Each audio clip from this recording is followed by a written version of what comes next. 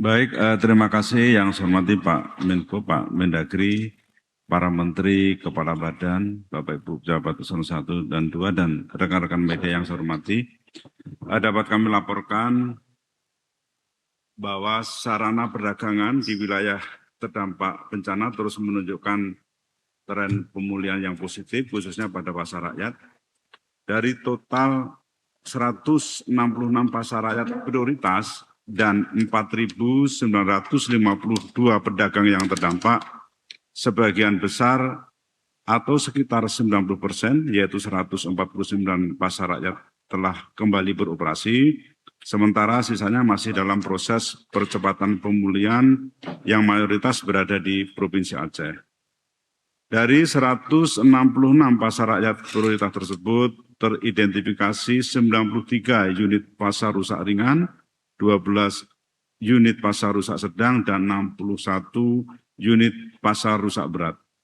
Dalam rangka reaktivasi pasar rakyat terdampak bencana, Kementerian Perdagangan bersama KL terkait terus melakukan upaya antara lain.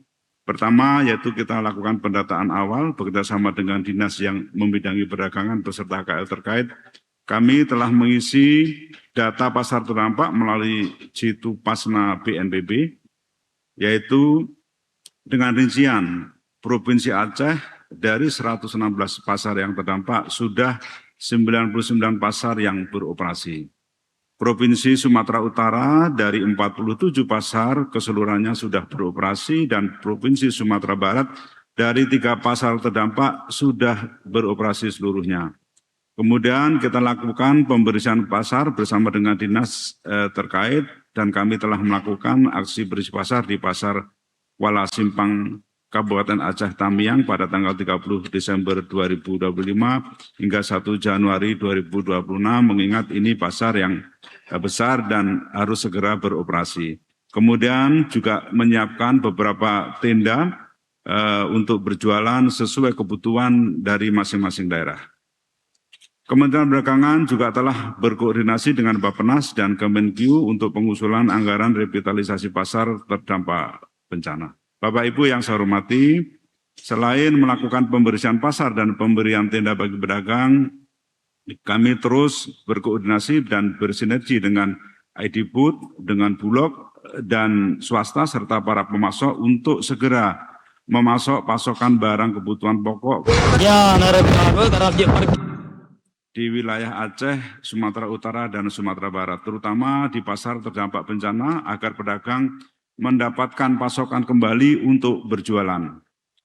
Selanjutnya, berdasarkan komunikasi bersama Aprindo, Asosiasi Peritel Indonesia, kami telah menghimpun data toko swalayan yang terdampak bencana di wilayah Aceh, Sumatera Utara, dan Sumatera Barat sebanyak 274 gerai toko swalayan yang terdampak bencana, dan kondisi ini sebagian besar atau sekitar 95%, yaitu 259 toko swalayan telah beroperasi kembali secara normal. Sementara itu, beberapa gerai lainnya masih dalam tahap penyesuaian operasional dan ditargetkan seluruhnya dapat beroperasi paling lambat akhir Februari 2026.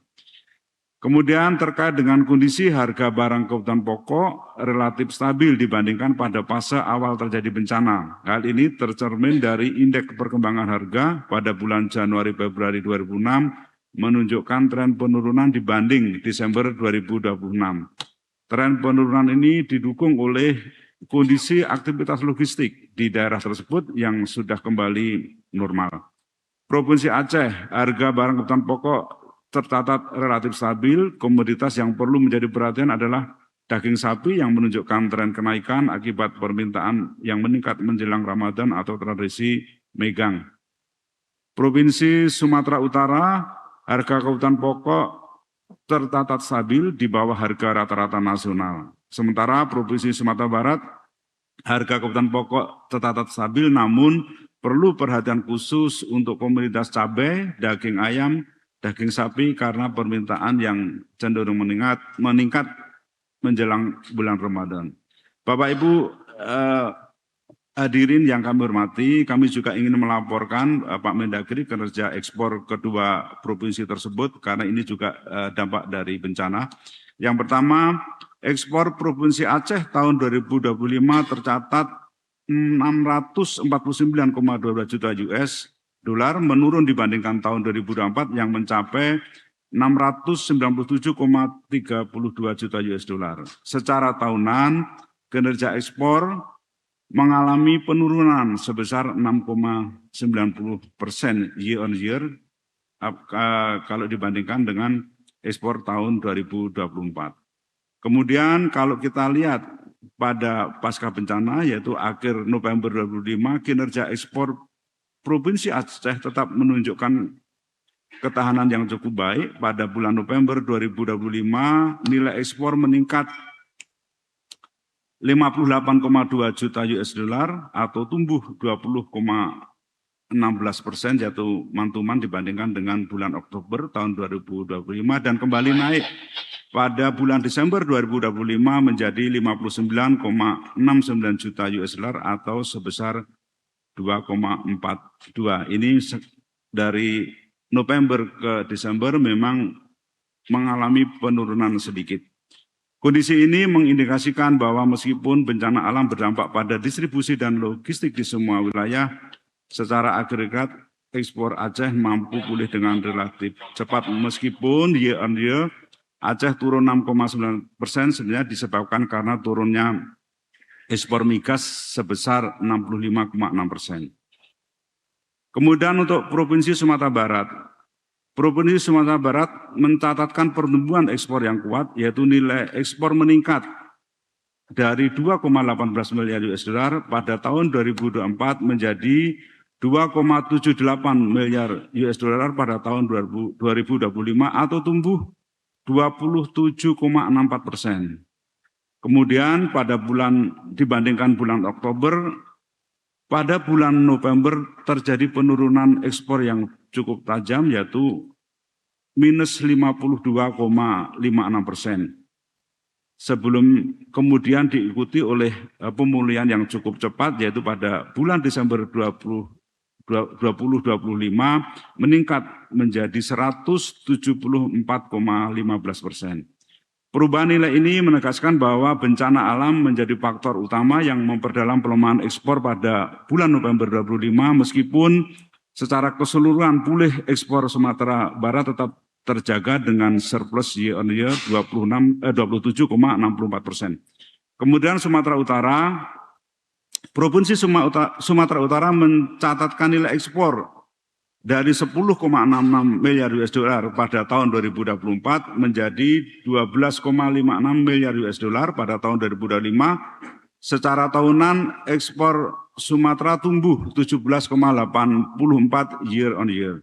Pada bulan November, Provinsi Sumatera Utara mencatatkan nilai ekspor 0,88 miliar US dollar. Angka tersebut turun atau minus 25,98% dibandingkan dengan bulan Oktober tahun 2025.